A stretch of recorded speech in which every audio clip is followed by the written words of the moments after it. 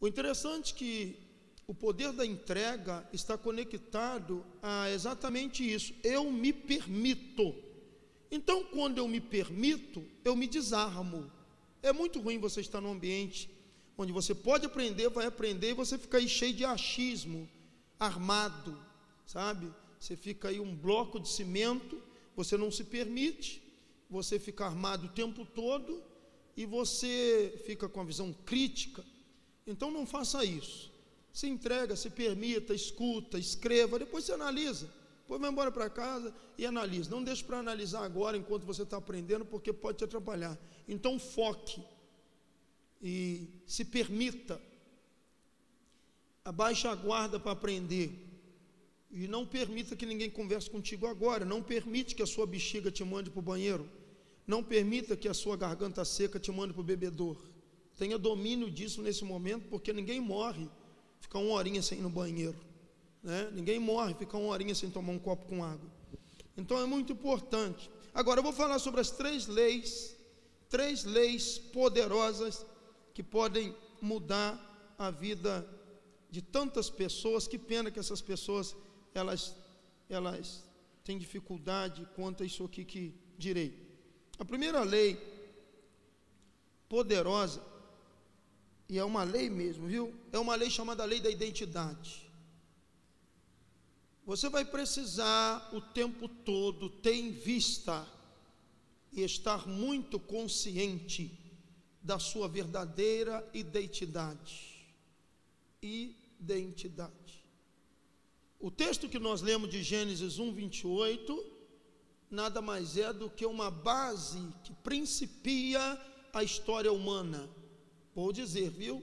O texto de Gênesis 1:28 é uma base que principia a história da humanidade, do homem e da mulher. Observe o que Deus planejou, Gênesis 1:26, e o Gênesis 1:28, após ter criado o homem, as primeiras palavras que Deus diz para o homem. A gente chama isso de doutrina da primeira menção. Como que a gente chama isso? O que é a doutrina da primeira menção? É um princípio que vai nortear toda a história daquilo ali que foi criado. Então observe o plano de Deus. Façamos o homem à nossa imagem, à nossa semelhança, que domine sobre os peixes, sobre os répteis, sobre a terra, e que domine a terra. Em Gênesis 1:28, Deus havia criado o homem. Aí Deus diz para o homem assim: olha aqui, domine sobre a terra, sobre os peixes, sobre os répteis, e multiplique sobre a terra. Então Deus planejou, Deus fez e Deus confirmou o que ele havia falado. Então todas as vezes, nós estamos numa manhã de EBD, de mentoria, todas as vezes que você for para um texto bíblico e ler qualquer tipo de história, seja no meio da Bíblia, seja no final da Bíblia, procure saber onde, em qual situação na Bíblia aquilo ali foi citado pela primeira vez. E quando você encontra uma palavra ou uma frase que você busca de onde veio aquilo, na Bíblia mesmo, você vai se enquadrar, se encaixar na doutrina da primeira menção. E a doutrina da primeira menção, ela vai te dar entendimento, ela vai te informar por que está sendo dito isso, para que está sendo dito isso. E você vai entender que aquilo ali vai nortear a história, como Gênesis 1:26 e 1:28. O plano de Deus foi esse aqui, ó. O plano de Deus quanto ao homem. Olha a ideia de Deus. Façamos, Gênesis 1:26. Façamos o homem à nossa imagem, conforme a nossa semelhança, e domine sobre os peixes do mar, sobre as aves dos céus, sobre o gado, sobre a terra, sobre o réptil e tudo que se move sobre a terra. O plano de Deus. O homem ainda não havia sido criado, já existia dentro de Deus, mas ainda não havia sido criado. Então Deus planejou, e no 27, e criou Deus o seu plano, e criou Deus o homem à sua imagem, a imagem de Deus o criou, macho e fêmea o criou. Beleza. E após a criação, Deus abençoa. Então Deus planeja, Deus faz, e agora Deus abençoa. Para todo projeto na vida, você planeja, você constrói, e após ter construído, consolidado, é necessário você abençoar aquilo que você mesmo construiu, aquilo que você mesmo aliançou, aquilo que você mesmo constituiu, planos, construções e a bênção. E Deus abençoou e disse: frutificai e multiplicai-vos. Olha aqui o que Deus está dizendo: e enchei a terra, e sujeitai a terra, e domine sobre os peixes do mar, domine sobre as aves dos céus, domine sobre os animais e tudo aquilo que se move sobre a terra. Aqui eu chamo da verdadeira identidade biológica do homem. Escreva isso: identidade biológica, porque você tem duas identidades. Eu quero me ater nisso aqui em alguns minutos com vocês. A primeira identidade que eu tenho, e eu preciso estar ciente da minha identidade, é a identidade biológica do ser. A identidade biológica. Deus criou o homem para quê? É um ser humano, biologicamente falando, que foi criado por Deus, e o homem é dotado de desejos, aptidões e vontades, e o homem foi criado segundo a ótica divina para dominar, trabalhar, conquistar, crescer, sujeitar. Isso aí é o contexto biológico acerca do homem. Até mesmo porque nós estamos falando sobre 3 leis poderosas. A primeira lei que você precisa estar a par é da sua verdadeira identidade, biologicamente falando e espiritualmente falando. Como um ser biológico, qual é a sua identidade? Você é homem?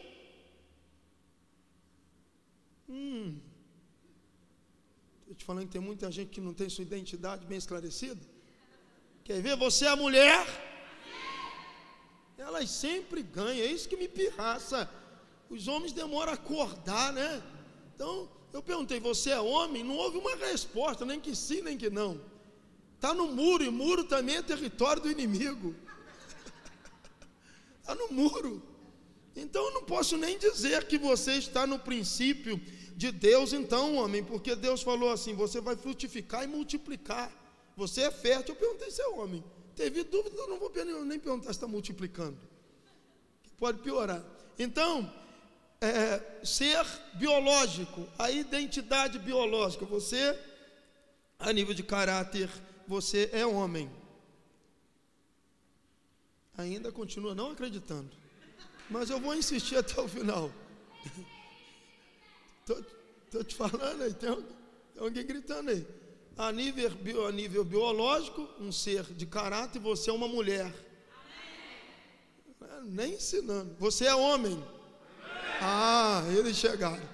Eles estavam na caixa do nada. Tem uma caixinha chamada caixa da boia.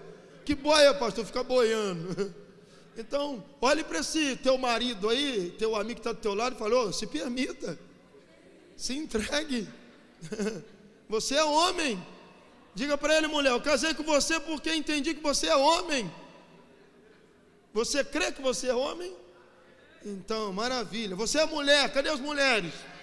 Mulherada, olha para essa mulher e diga: ei, eu sei que você é mulher. Não precisa gritar tanto. Eu sei que você tem certeza.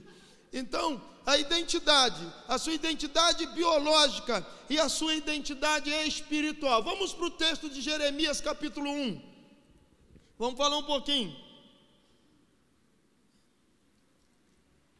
Jeremias capítulo 1.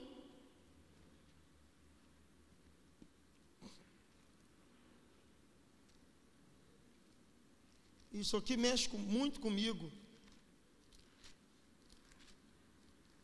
Quando escrevi meu livro, escrevi baseado nesse texto aqui, fruto de um propósito. Jeremias capítulo 1, versículo 4, está escrito assim. Jeremias capítulo 1, versículo 4, nós temos aqui já na tela. E veio a mim a palavra do Senhor dizendo: antes que te formasse no ventre eu te conheci, antes que saísse da madre te santifiquei, e as nações te dei por profeta. Eu chamo isso aqui de identidade espiritual. Enquanto Gênesis nos revela a identidade biológica, Jeremias capítulo 1 nos revela que cada um de nós temos uma identidade espiritual. Eu já volto aqui em Jeremias capítulo 1, mas vamos falar um pouquinho sobre identidade biológica. Biologicamente eu entendo que eu sou um ser que se não é, já foi, e se não foi ainda é. Eu sou filho ou eu sou pai. Eu sou filho porque tenho pais, e se eu tenho pais é porque eu sou filho. Eu sou filho e existe porque alguém me fez. Eu estou falando sobre identidade biológica, e é muito interessante saber que quando eu falo que existo, quando falo que sou filho, quando entendo que tenho um pai, quando entendo que tenho uma mãe, quando entendo que tenho avós, quando entendo que eu dependi, precisei de alguém para estar no mundo, eu vou começar a me informar acerca da minha postura de criação, de caráter. Eu começo a entender, eu preciso entender que dentro desse contexto biológico do ser, peraí, o meu caráter tem a ver com o quê? As minhas atitudes têm a ver com o quê? E quando eu começo a perguntar para mim acerca do meu caráter, acerca do meu posicionamento hoje, independentemente da idade que tu tenha, eu estou falando do ser biológico, eu estou falando da sua identidade biológica. E eu vou mostrar para você que muita coisa que existe em você hoje nada mais é do que um reflexo do meio onde tu foi criado. Beleza. Então, o meu caráter tem a ver com o quê? Aí eu vou lá na minha formação, eu vou lá naquele ambiente em que fui criado. Eu vou entender que muitas dificuldades que eu encontro hoje nada mais é do que um reflexo do chip que colocaram em mim. Você pode observar, eu vou te falar algo aqui, que você vai parar para analisar. Eu carrego alguns pesos na minha vida. Eu carrego pesos na minha vida. E esses pesos que eu carrego é exatamente um reflexo daquilo que fizeram de mim, seja geograficamente, seja um ambiente familiar, seja um ambiente que eu vou falar daqui a pouco sobre a segunda lei, a lei do relacionamento. E eu preciso entender essas coisas, porque, gente, tem coisa na minha vida que enquanto eu não entender, eu não posso me curar delas.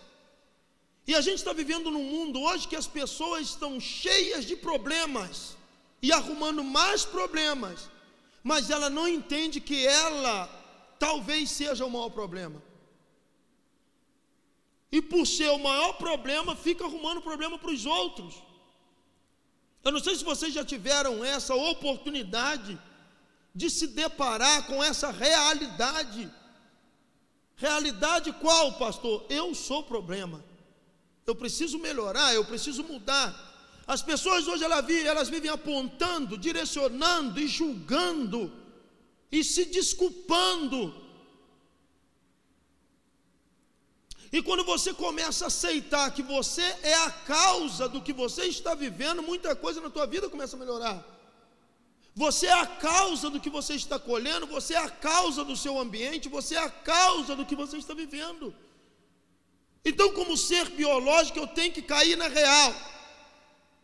A princípio, fui criado em um ambiente que o tempo todo, escuta isso aqui, pede isso aí para você, o tempo todo na minha criação, eu fui criado e sobre mim foi sendo colocado um peso de comparação. Diga, peso de comparação. Não, você não disse, você gurgunou. Diga, peso de comparação. Peso de comparação o tempo todo. Vai dizer que você nunca foi criado e a tua mãe não falou para você assim, irmão, olha a sua amiguinha. Por que você não é igual a sua amiga? Olha a filha ali do teu tio, por que você não é igual a filha do teu tio? Vai dizer que na escola você não foi criado em um ambiente educacional, que um líder da escola, um teacher, um professor chegou para você e disse assim, olha a nota do seu coleguinha. Isso pode ser bom? Pode ser bom. Mas nós fomos programados a ter como ideia, para ter uma vida boa, a vida dos outros. Quem está aí? Nós fomos programados desde a nossa infância, a princípio, como ponto de partida, para ter uma vida boa, a vida dos outros, porque o tempo todo colocaram sobre nós o peso da comparação. Por que você não é igual ao teu irmão? Por que tu não é igual ao teu amiguinho? Olha o teu primo. Ei, tu não presta, tu é ruim, tu não vale nada, tu é isso, tu é aquilo. Por que você não é igual ao teu irmão? Por que você não é igual ao teu primo? Olha esse coleguinha aí, como é educadinho, seu amiguinho. E o tempo todo foram colocando sobre você peso de comparação. Peso de comparação. Nós sabemos que a economia mundial, ela gira em torno de uma arrecadação exorbitante, que só pode acontecer se eles manterem o peso da comparação. As pessoas vivem hoje debaixo desse peso de comparação. É em compra, é em venda, é na vida, é no casamento, é nos negócios, é na igreja. O tempo todo você vive debaixo desse peso chamado peso de comparação. Se você vai comprar algo, você compra algo porque você viu, alguém te falou, olha o carro que saiu, fulano já comprou. E você coça a cabeça, e você começa a ficar preocupado. Alguém compra uma casa e alguém chega para você e fala, fulano comprou uma casa, você já foi na casa de fulano? E você já começa a fazer uma comparação. Você vem no culto, você é um obreiro, você é um líder na igreja, e de repente se o pastor João Caetano elogiar o obreiro A ou o obreiro C, cai aquele peso sobre você, porque você uma vez vai entrar nessa atmosfera de comparação. Nós precisamos nos curar de determinados pontos que temos de comparações negativa, que faz a gente viver uma vida pesada, uma vida preocupante. A maior parte das mulheres ruma um problema com seus esposos, porque vão querer que os maridos dê algo, porque já viu em outra, ou que outra recebeu, algo que eu ainda não recebi, então estou novamente me tornando um problema, usando uma espada afiada, chamada peso da comparação. Quem está aí? A maior parte dos filhos que oprime os pais, oprime porque estão debaixo de um peso chamado peso da comparação. Viu o seu amigo, alguém chegou e falou, olha o celular que meu pai me deu. Ah, quanto que vale? Esse aqui é o último, 12 mil.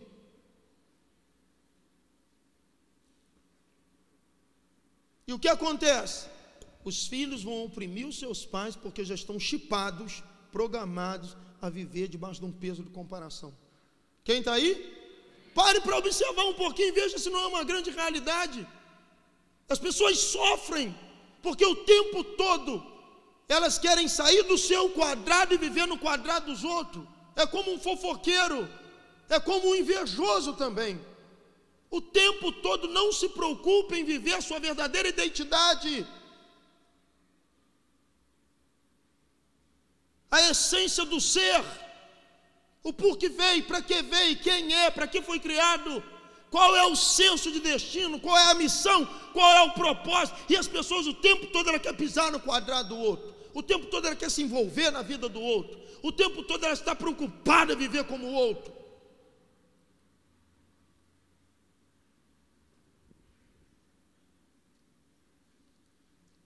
Eu estou falando de seres biológicos com problemas naturalmente, humanamente falando. Identidade biológica. E nós temos que tomar muito cuidado com isso. Aí nós vamos depender de informações que geram conhecimento, e conhecimento que nutre-nos de sabedoria. E a sabedoria nos leva a um nível de maturidade, e que chega um dia que a gente deixa de gastar energia, sofrer e perder tempo com esse tipo de coisas. A gente começa a entender que essas coisas são tão pequenas, são tão banais. E a gente começa a viver no âmbito familiar, principalmente, uma vida mais leve, mais tranquila. Então, desde a nossa infância, nós fomos chipados. Nós fomos o quê? Chipados, programados a viver o tempo todo Sendo comparado e comparando. Diga para alguém que está do teu lado, sendo comparado e comparando. Quem aqui não passou por isso lá na sua fase de criança? Na sua fase de adolescente? Quantos adolescentes ficam revoltados quando os pais chegam para eles e falam: por que tu não é igual a irmãzinha fulana? E ultrapassa o limite de um respeito da criação quanto aos filhos. Porque tem pais que querem que os seus filhos sejam aquilo que o filho do vizinho é. Por que não procura de forma madura, inteligente, sábia, detectar a identidade do seu filho, os desejos, aptidões, dons naturais?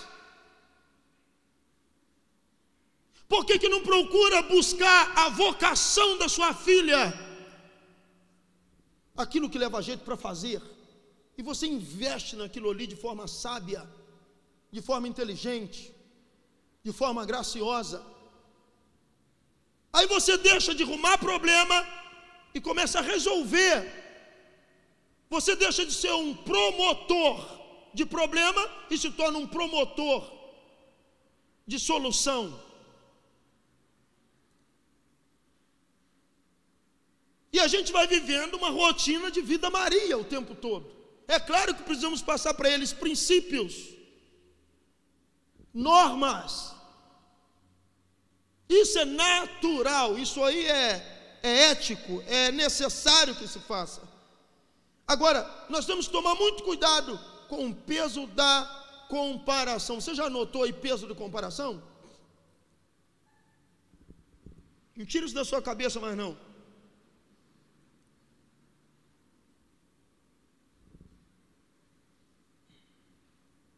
A bem verdade é que, como seres biológicos, a gente precisa aprender a admirar.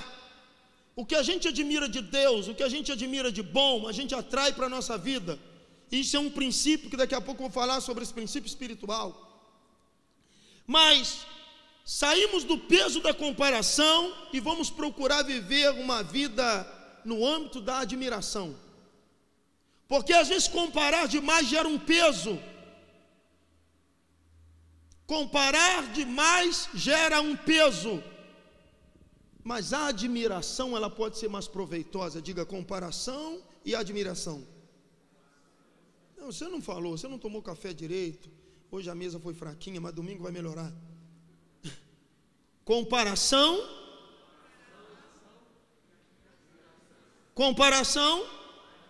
admiração. Aí você escolhe viver debaixo do peso da comparação ou você viver na atmosfera leve da admiração. Toda pessoa que vive debaixo do peso da comparação vai ter dificuldade por admirar. Quem está aí, gente? Toda pessoa que vive debaixo desse senso, desse peso de comparação o tempo todo, ela vai ter dificuldade para agir com essa virtude extraordinária chamada admiração. Nem sempre a comparação aproxima, atrai, mas a admiração sim. O que você admira, você atrai. Você admira muito ou compara muito? Julgamos os nossos filhos, julgamos aqueles que fazem parte do nosso âmbito de relacionamento familiar ou relacionamento na igreja. A gente julga muito porque comparamos.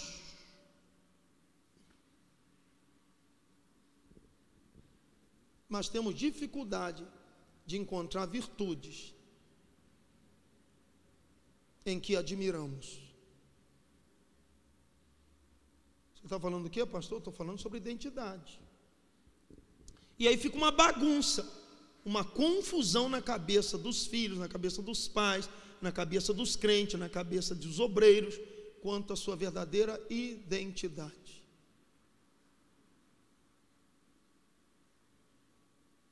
Tem gente que até hoje veio para a terra e não sabe o que veio fazer aqui. Pensa que é comer, beber, dormir, engordar e morrer gordo, dando trabalho aos outros para carregar aquele caixão pesado. Não é comer, dormir, engordar. Você precisa encontrar o seu senso de destino, porque a sua prosperidade sempre vai estar no quadrado do seu senso de destino.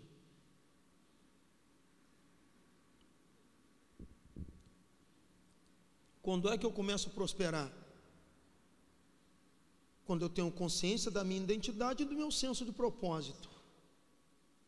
E aí agora eu vou para o âmbito espiritual.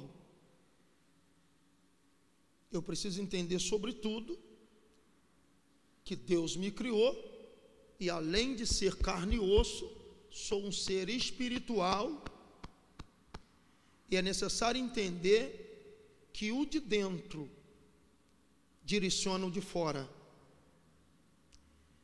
O de dentro é conduzido pelo de fora.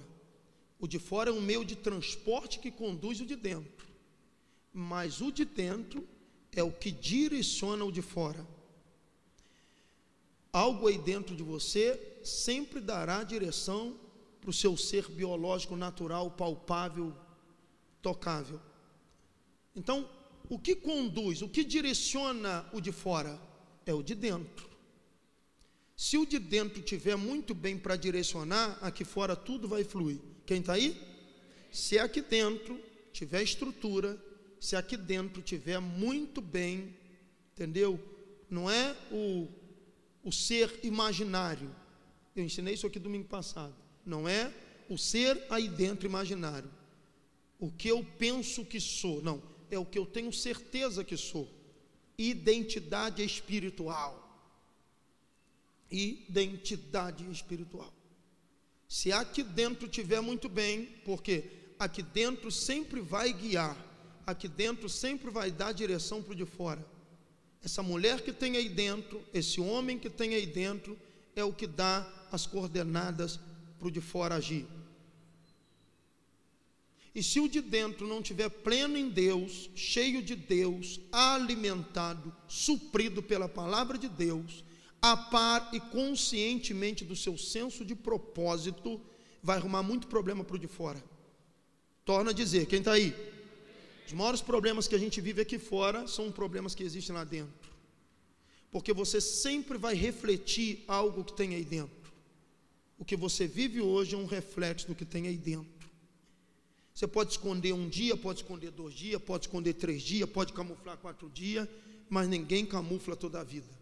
E o tempo acaba revelando o que você realmente é. O que você realmente tem.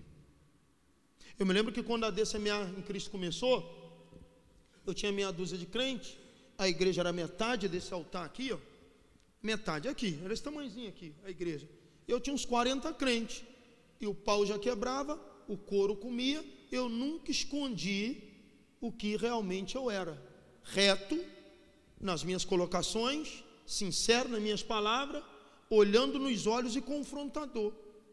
Eu quero nesta manhã fazer até uma pergunta: quem que chegou nessa igreja aqui e não foi atraído pelo confronto?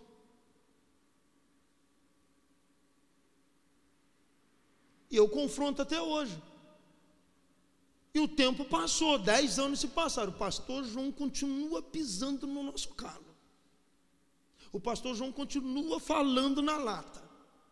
Então, o tempo, ele vai revelando quem você é. Pode ter certeza. Os seus frutos dirão sobre você. Quem está aí, gente? Então, Deus, ele vai deixar bem claro para Jeremias. Jeremias! Ô Jeremias!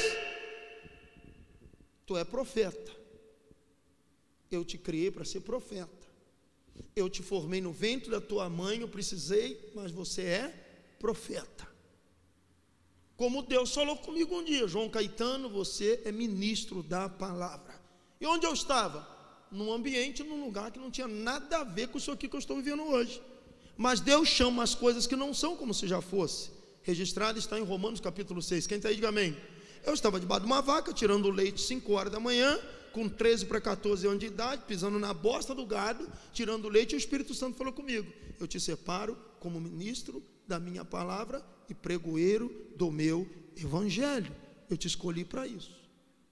Eu ouvi a voz do Espírito Santo. E sabe qual é o meu maior problema, irmãos? Sabe qual é o meu maior problema? Sabe qual é a diferença minha para muitas pessoas?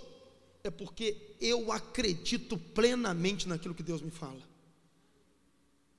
E não preciso ficar consultando ninguém quanto ao que Deus me falou.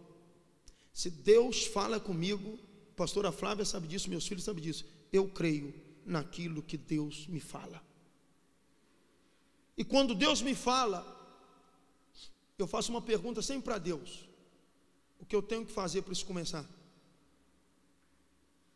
A maior parte das pessoas, quando recebem uma palavra de Deus, pensa assim: beleza, agora eu preciso do pastor, eu preciso da igreja, eu preciso do amigo, eu preciso do marido. Se me ajudar não vai, se não me ajudar não funciona. Na verdade, pastor, até hoje não aconteceu na minha vida porque esse peso me atrapalha. Diferentemente, eu acho, todas as vezes que Deus fala comigo acerca de uma situação, existe uma pergunta que eu faço para Deus: o que eu preciso fazer para isso começar? O que eu tenho que fazer para isso começar? Onde eu tenho que pisar?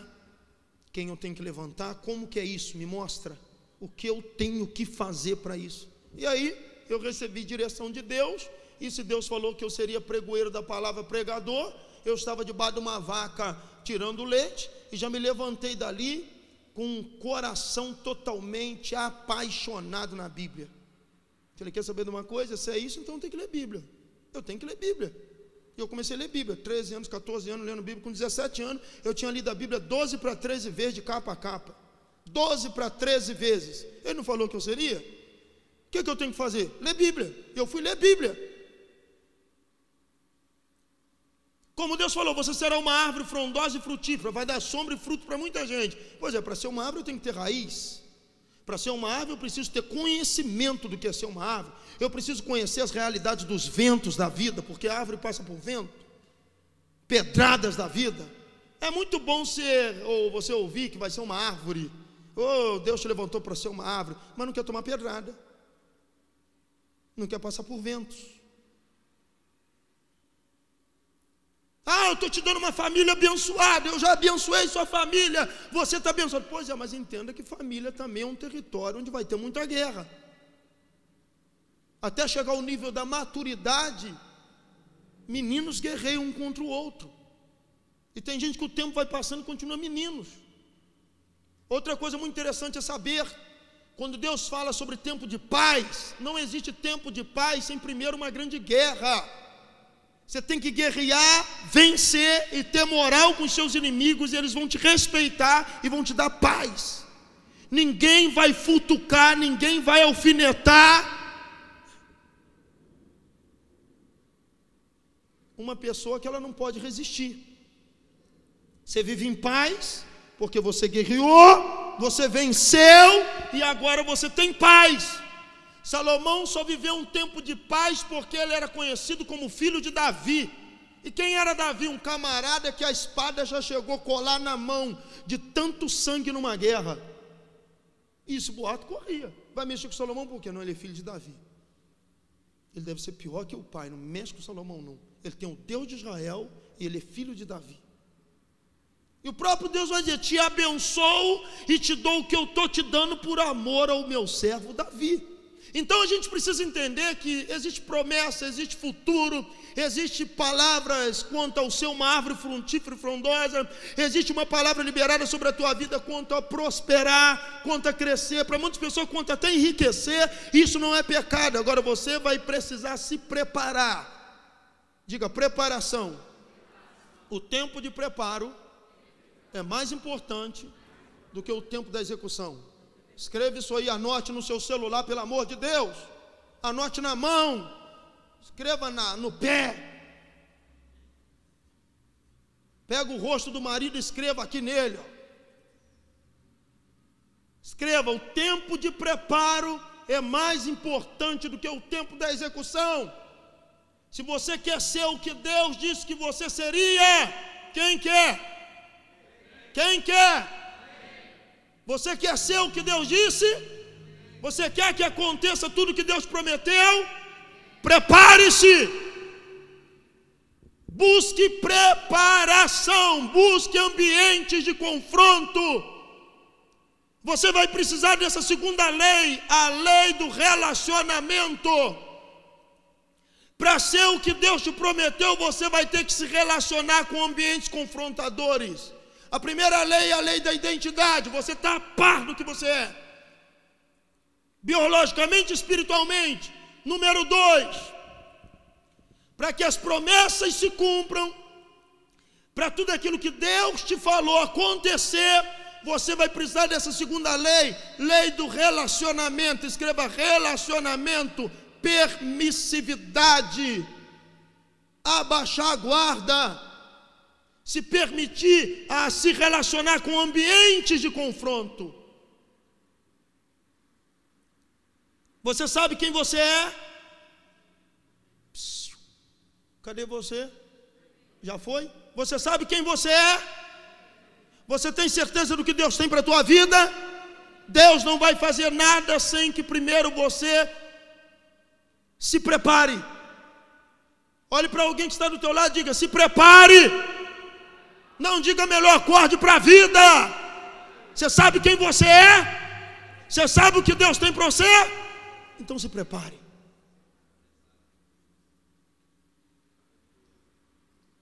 Se prepare.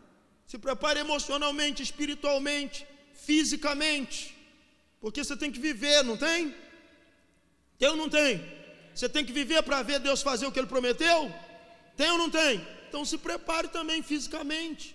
Se prepare emocionalmente. Particularmente eu e a pastora Flávia, a gente tem uma diferença quanto a liderar. A pastora Flávia, ela dá um conselho para você, te pega nas costas depois do conselho e fica te carregando. Eu te lidero, te aconselhando, te instruindo, mas deixando você andar com as próprias pernas. Eu não vou te carregar. E existe 2 tipos de liderança. Eu vou julgar ela pelo tipo de liderança? De forma alguma. Ela pode me julgar pelo tipo de liderança? De forma alguma. Só que eu sou aquele que ensino a pescar. Eu ensino você a jogar lá o anzol na água. Ensino você que você tem pernas. Existe uma paternidade, ou talvez uma forma de paternidade mais abrangente, mais carregadora, mais assumidora. Não, eu aconselho, dou minha mentoria, dou a direção. E aí, meu irmão, cada um que pega. Sim ou não?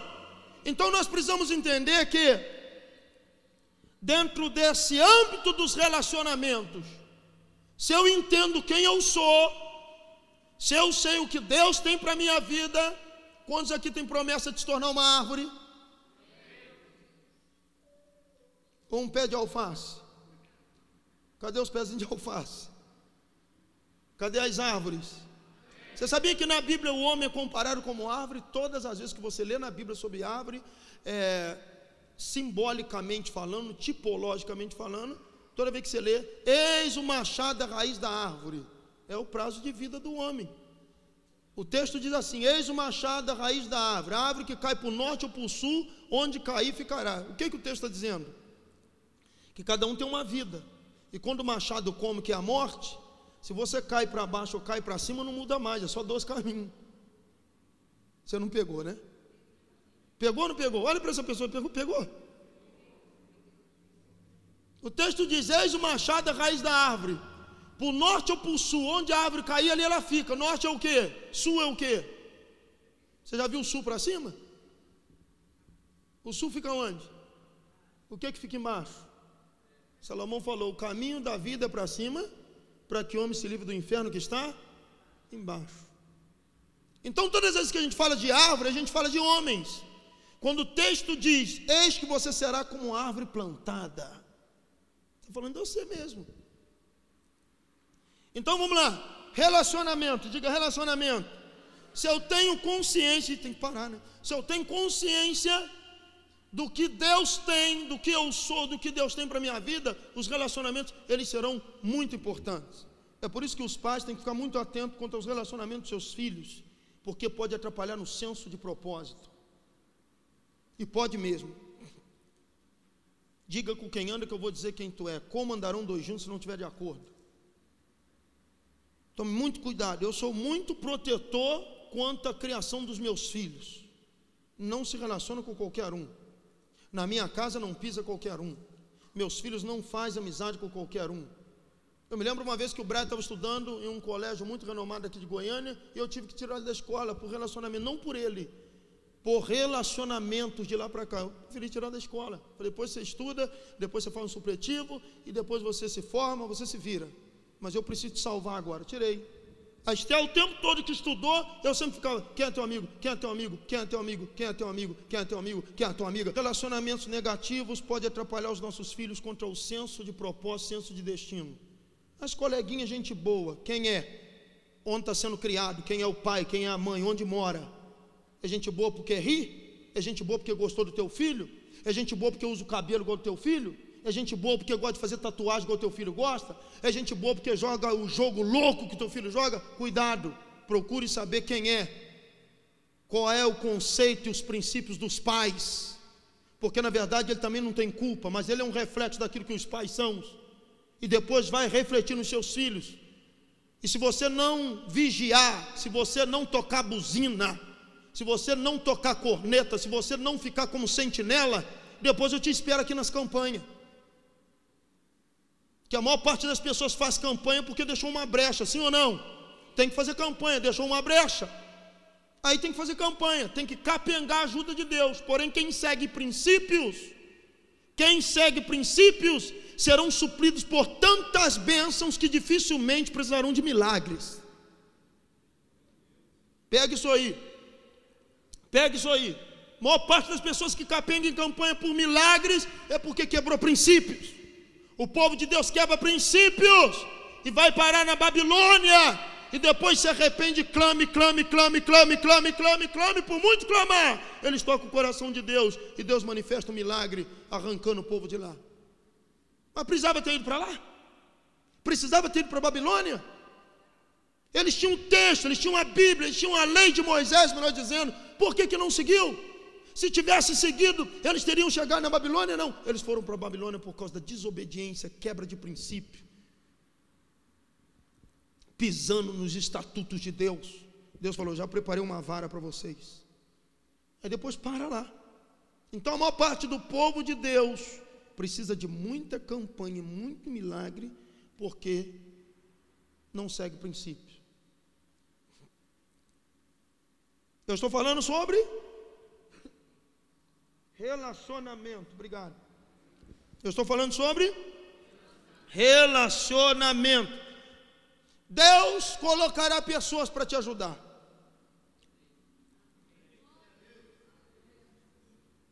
Deus colocará pessoas que vão contribuir com o seu senso de propósito. Deus preparará uma igreja, um lugar, talvez até um pastor doido, que vai contribuir com o seu senso de destino, para acordar, despertar você, preparar você, treinar você. Entenda que esses relacionamentos introduzirão você a níveis de preparação. Segura aí agora que vai esquentar. Olha para alguém que está ao teu lado e diga que vai esquentar. Relacionamentos de Deus não estão contextualizados e não são definidos por amiguismos. Cuidado, não é amiguismos. Se você tem que chegar, se você está a par da sua identidade, se você quer mesmo alcançar o que Deus te falou, se você quer que Deus cumpra, Deus vai fazer com que você seja imergido e submetido a alguns relacionamentos confrontadores. Qual é o verdadeiro amigo, irmãos?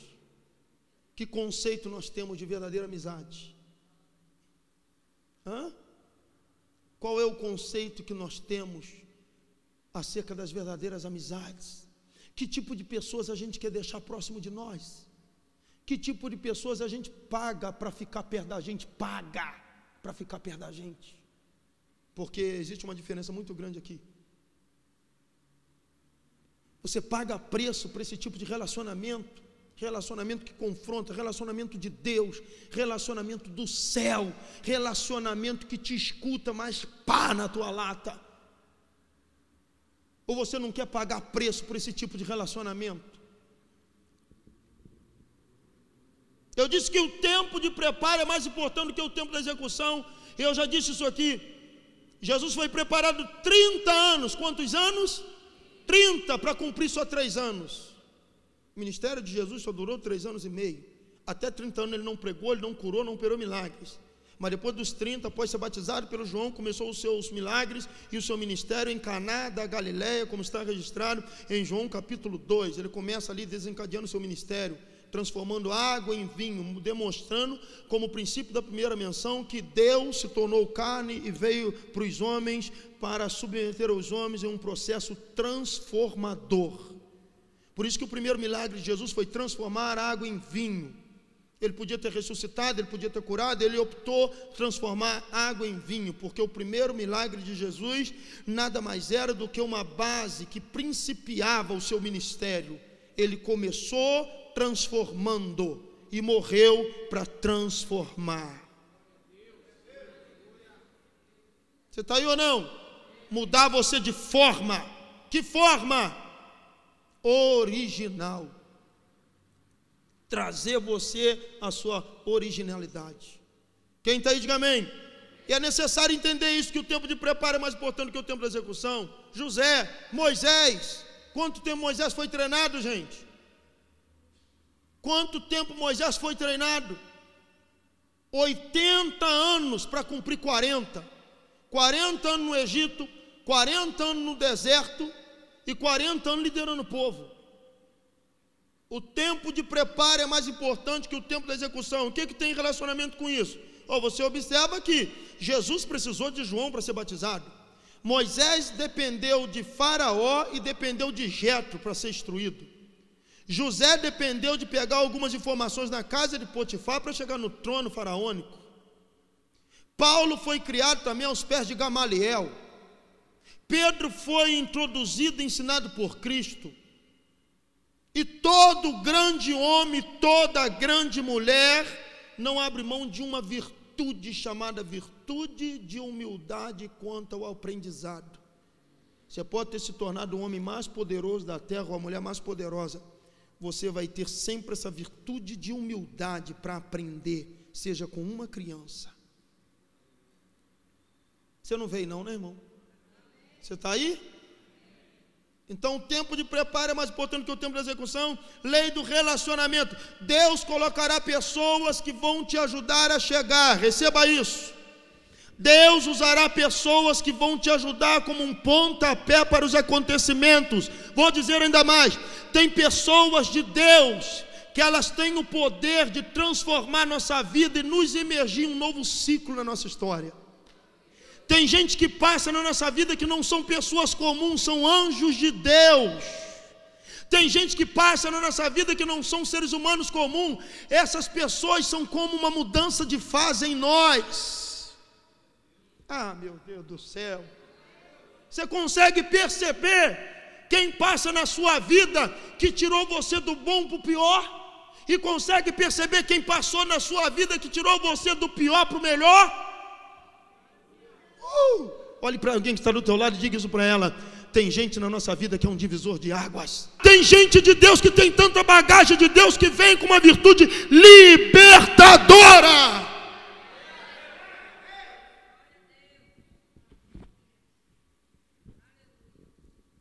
Pergunte agora, e o que eu preciso fazer? Pague preço, mas não deixe essas pessoas sair da sua vida. Você está aí ou não? Pague o preço. Que preço que você tem que pagar? Às vezes a cara queima, dá aquele gelo, às vezes você é constrangido, desafiado, mas pague os seus preços. Mas não deixe sair da sua vida pessoas que você entende que tem o poder de imergir você em um novo ciclo, um ciclo de vitórias. Você está aí ou não? Agora, quem na sua vida também tem virtudes ruins, que consegue tirar você do bom e colocar no ruim? Tem gente assim? Tem ou não tem? Olha para essa pessoa que está do teu lado e pergunta para ela: você conhece alguém assim?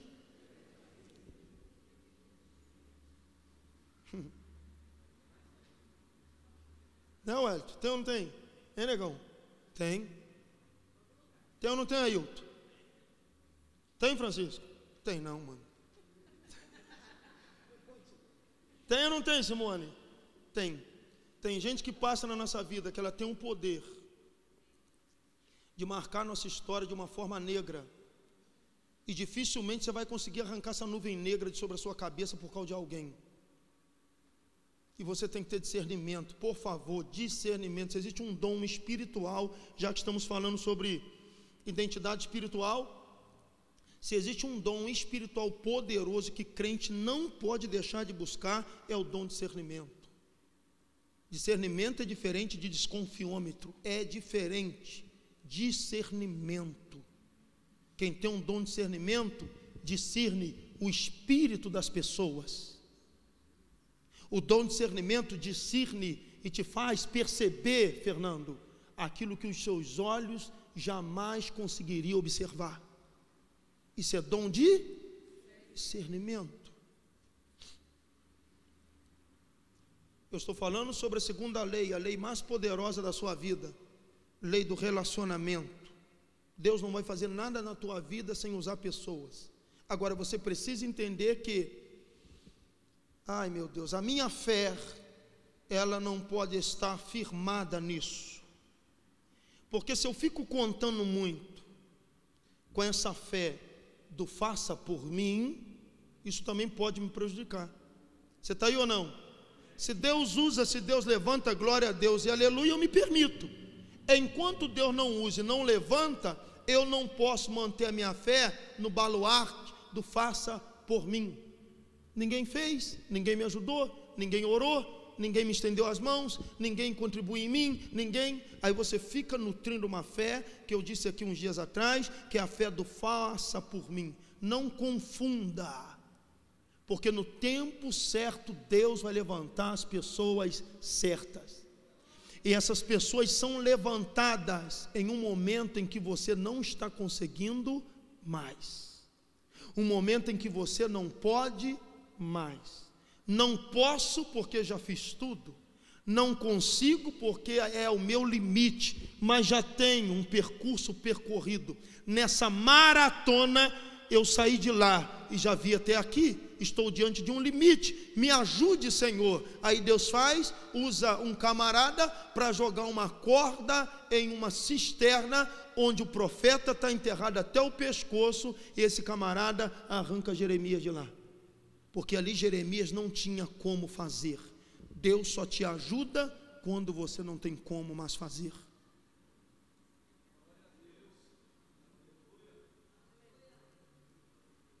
Está tendo como fazer ainda? Olhe para alguém que está ao teu lado e diga: se vire. O problema é teu. Diga para ela: o problema é teu. O abacaxi é teu, descasca. A manga é tua, chupa essa manga. Quando é que Deus age, pastor? Deus só age quando você não tem mais como fazer. E aí Deus usa pessoas. Aí é Ele. Levanta um, põe do teu lado, levanta outro. Quando é que Deus usou Arão e Ur para Moisés? É manhã de mentoria bíblica. Quem está aí, pega, hein? Quando é que Deus usou Arão e Ur para Moisés? Quando as mãos dele se cansaram. Moisés, com as mãos erguidas no cume do monte, o povo no campo de batalha prevalecia. Sem gritar, sem profetizar, com as mãos erguidas, Deus atuava lá embaixo com os seus anjos e o povo prevalecia.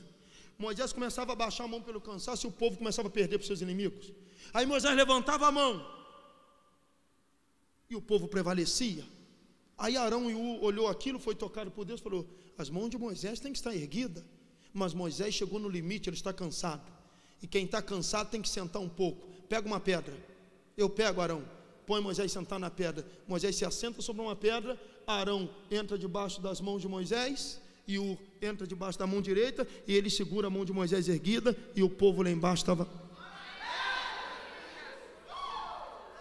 Se você nota que o seu líder está cansado, coloque ele sentado na pedra que é Cristo e levanta os braços dele, porque todo líder que uma vez estiver com os braços erguidos, o povo não vai conhecer derrota. Isso é relacionamento. Tem pessoas que vêm para calçar você. Tem pessoas que vêm para levantar os seus braços cansados. Como tem Datã, Corá e Abirão, que diz: só ele que pensa que tem poder. Esses, Deus já preparou algo, a terra abre e engole. Mas para Arão e Ur, eles vão sempre usufruir de parte daquilo que Deus deu para Moisés. Levantar a mão do líder não é simplesmente você querer ele no seu posicionamento, é uma admiração. E uma vez admirando, a gente sempre atrai para nós o que nós admiramos. Relacionamento. A minha fé não pode estar fincada, a minha fé não pode ser esse tipo de fé que é um baluarte naquilo que façam por mim.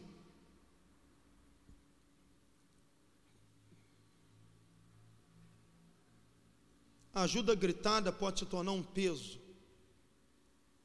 A ajuda oferecida é fruto de uma virtude, de nobreza. E eu vou falar sobre isso daqui a pouco, sobre a terceira lei mais poderosa que pode mudar a tua vida, chamada lei da honra.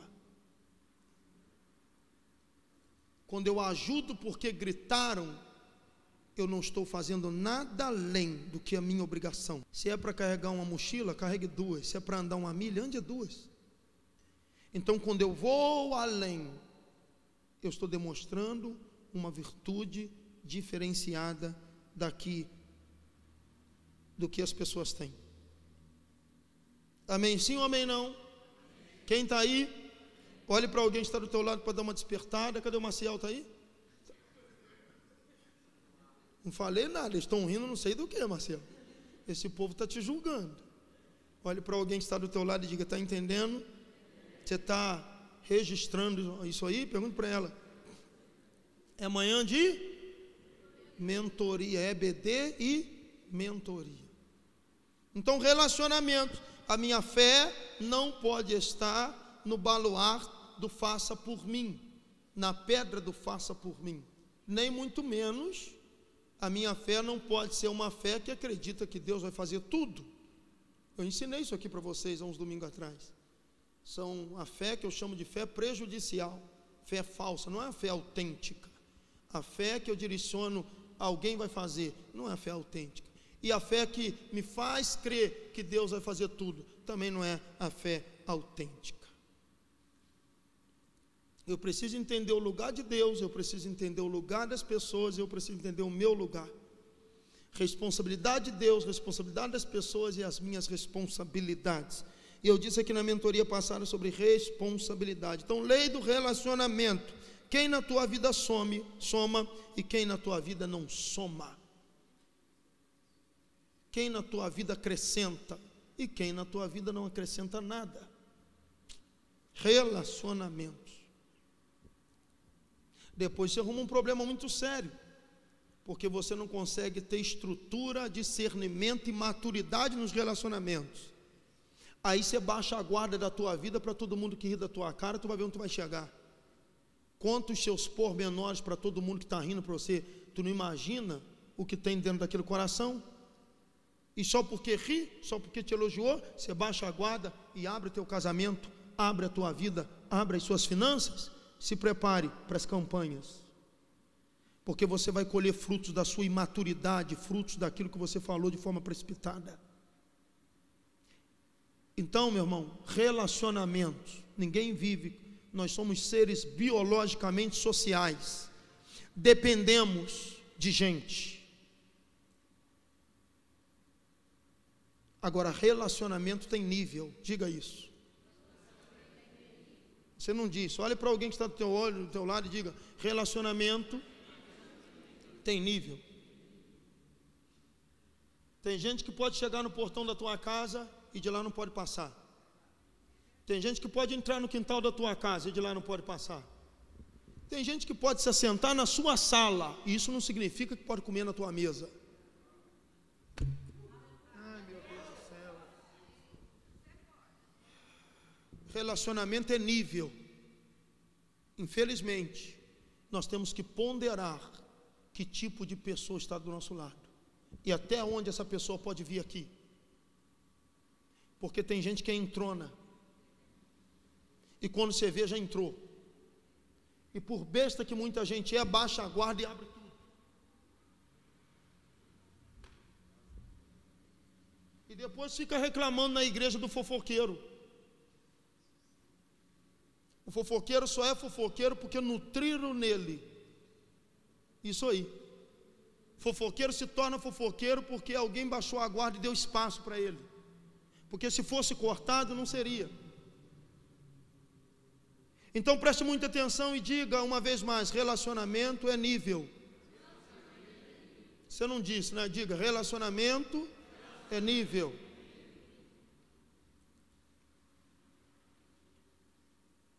Pegou ou não? Tenha discernimento. Não julgue ninguém, viu? Não julgueis, Mateus 7, capítulo 7. Para que não sejais julgados, porque com o mesmo peso que julgar, serás julgado. Tá? Mas tenha discernimento. Relacionamento é nível. Você veio ou não veio? Você está aqui ou não está? É nível. Não tem como colocar todo mundo na sua mesa. Trate bem, respeite, dê até um abraço. Mas nem todo mundo pode se sentar na sua mesa. Vou tornar a dizer: relacionamento é nível. Tem gente que o limite dela é o portão da sua casa.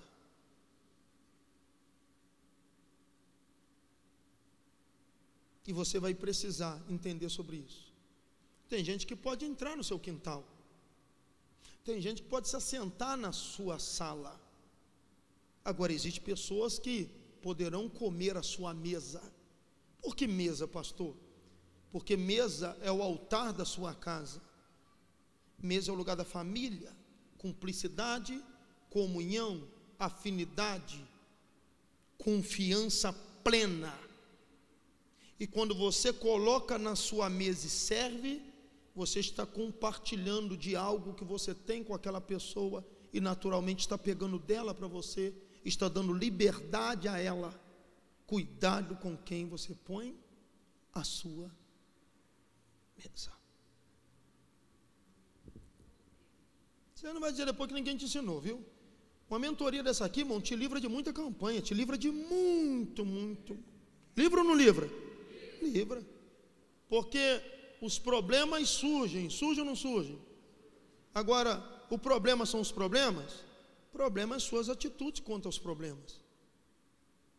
Eu já disse aqui numa mentoria uma vez: gente, não importa o que te façam de lá para cá, o que mais importa é a atitude que você tem daqui para lá.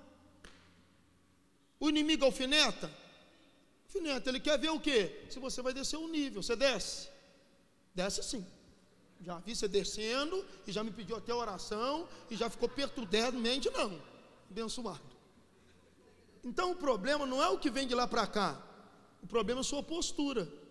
Onde estava Neemias? Fazendo um muro. Desce! Vão te matar! Dizer o quê? Todo mundo vai morrer um dia.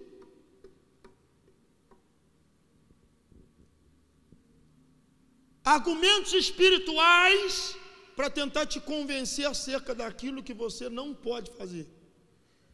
Corra para o templo de Deus e se esconda lá, porque estão vindo inimigos. A turma de Sambalá, Tobias e Gesem está vindo para te matar. Você só pode se esconder no templo de Deus. Eu me esconder no templo de Deus? Eu não sou sacerdote. Eu não sou levita. Eu sou construtor da muralha. Tenho consciência, eu não sou burro. Foge daí! Um homem como eu fugiria? Neemias capítulo 6. Ele estava demonstrando sua identidade. Eu já identifiquei que eu não sou um fujão. Eu já identifiquei que eu sou um corajoso.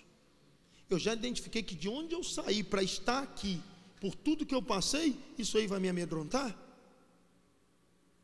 Estrutura emocional vai depender da sua consciência quanto à sua identidade. Que tipo de consciência que você tem acerca da sua identidade? Para ter estrutura emocional, para peitar as paradas da vida, as guerras, as pancadas, você vai precisar ter estrutura emocional. Mas ninguém estará estruturado emocionalmente se tiver dúvida da sua identidade.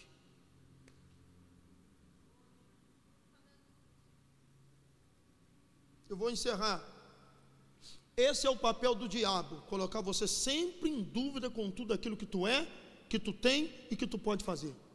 Jesus foi batizado pelas águas por João. O texto de Mateus está escrito. Vamos achar aqui. Mateus, rapidinho, que eu quero orar por vocês. E não deu para mim falar hoje sobre, eu queria tanto falar um pouquinho sobre honra. É uma lei poderosa. Eu falei sobre o que mesmo, gente? Qual foi a primeira lei? E a segunda? Relacionamento. E a terceira? Honra, né? Honra eu não falei ainda. Mateus capítulo 3. Mateus capítulo 3, na Bíblia, aqui na Bíblia. Amanhã de EBD, gente, não podemos abrir mão da Bíblia. Então depois o povo fala que o pastor está inventando um monte de parangolé aqui, só não usa a Bíblia. Mateus capítulo 3, no versículo de número 16. Leiam aqui, por favor.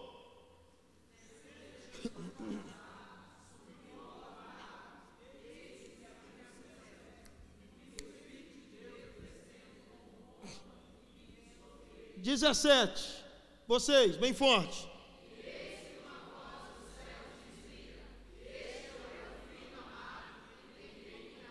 Quem disse? Quem disse isso aqui? O que ele disse? Para quem que ele disse? O que ele disse? Para quem que ele disse? O que ele disse? Para quem que ele disse? Quem falou foi? Para o Cristo. Falou ou não falou? Palavra de Deus. Aqui é a palavra de Deus ou não é? Capítulo posterior. Não vira nem a página. 4:3. Capítulo 4. Põe para mim aí.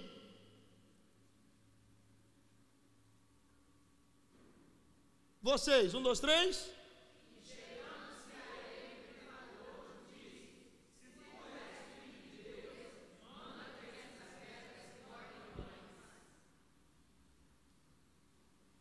Volta lá, não mandei trocar o versículo.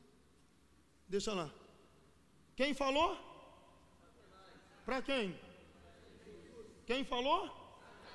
Para quem?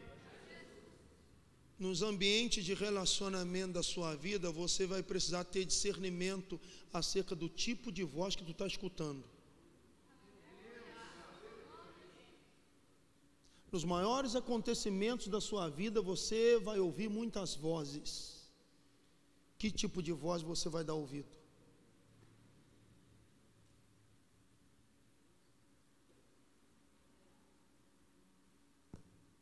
É muito bom você estar no culto e receber uma palavra, uma profecia, e Deus falar: eu vou te usar, tu é uma árvore, tu é um canela, tu é um profeta, eu sou contigo, eu não te deixo, eu te escolhi, e eu vou estar contigo, eu te conduzo, e pá, e você sai daqui, marchando na glória. Aí lá fora, o tentador diz assim: ninguém te ama. Você já viu que naquela igreja você está sozinho? Você já viu que naquela igreja você já fez tanto e agora está sendo desprezado? Você já viu que naquela igreja, você já observou que ninguém está nem aí para você?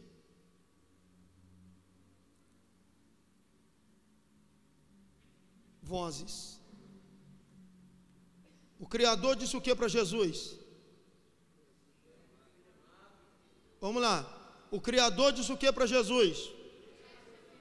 Tu é meu, tu é meu, tu és meu.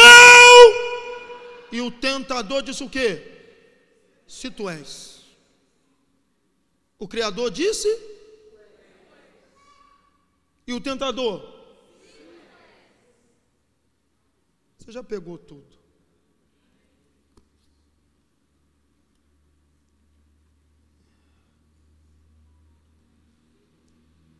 Qual é a palavra de Deus ao teu respeito?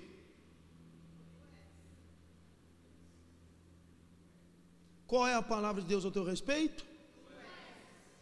Qual é a palavra de Deus ao teu respeito? Qual é a palavra do tentador acerca da sua identidade? Fica de pé e adora. Existe uma diferença do que falam, que a gente gosta ou não, para aquilo que a gente é. Então, a nossa luta não é contra a carne e contra a sangue. Quem tem certeza da sua identidade, quem tem certeza de quem é o seu Deus, caramba, desvia não. Não, desvia não. Olha aqui, receba o que eu vou te falar.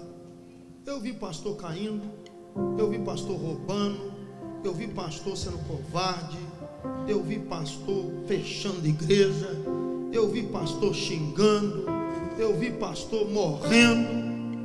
Agora, foi a minha decisão que me trouxe até aqui. Eu não preciso falar mais nada. Eu não preciso falar mais nada. Eu decidi algo que me trouxe até aqui. E você está numa igreja limpa, leve, abençoada. Quem anda comigo aqui 10 anos pode testificar disso. Essa igreja aqui é uma igreja leve, abençoada, limpa, sem corrupção, sem sujeira, sem mentira, sem politicagem. Glória a Deus por isso. Isso aqui começou na direção de Deus e vai continuar. E o dia que eu não fizer do jeito que Deus quer, Ele me tira daqui e põe outro. Mas eu quero fazer, mesmo na contramão do sistema, eu vou continuar fazendo do jeito que Deus quer que eu faça. Pastor, você já perdeu gente muito, foi abandonado muito, foi deixado muito, foi traído, fui pra caramba. E aí, a minha decisão me trouxe até aqui. Eu estou aqui pregando para vocês. Eu declaro nesta manhã estrutura, maturidade, sabe? Presença de Deus na vida. Aleluia, sabe? Estrutura emocional. Você veio para um lugar, Deus te trouxe para cá, para você aprender realmente a vontade dEle. Deus está quebrando as amarras da religiosidade, todo o vínculo, sabe? Que você tinha com essas coisas que você achava. E Deus está te submetendo naquilo que realmente é. Por isso que eu estou aqui todo domingo de manhã me desgastando com vocês aqui. É 1 hora, é 2 horas, não tem problema. Porque eu consegui perceber quem vocês são. Eu consegui ver o que Deus tem para a vida de algumas pessoas que aqui estão. Eu não vou desistir de treinar, de instruir essas pessoas. Eu vou oferecer tudo que eu tenho de Deus na minha vida, para tornar líderes aqui dentro melhor que eu ainda. Melhor que eu.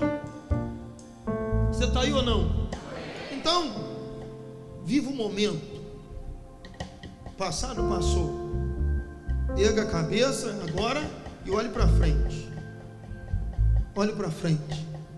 Porque você já faz parte de um novo ciclo histórico que Deus preparou para a tua vida. E dessa vez o diabo não te vence mais com se tu és, porque a palavra que ecoa dentro do teu coração é a palavra de Deus. Tu és. Tu és. Todas as vezes que tu ouvir do diabo, se tu és, não vai entrar em você, porque ninguém pode encher o que já está cheio. Você já está cheio. Cheio do quê? Da palavra que Deus me disse. Eu sou filho, eu sou servo, eu sou ministro, eu sou membro desse corpo, eu sou ovelha, Ele é o meu pastor. Eu já estou cheio disso. Aí vem as pancadas, vem as conversas, vem as falácias. E quantos deixaram-se abater pelos se tu és da vida? Mas você tem certeza da sua identidade. Você tem estrutura, discernimento, graça. Você tem raiz. E vento nenhum vai conseguir derrubar essa árvore aí.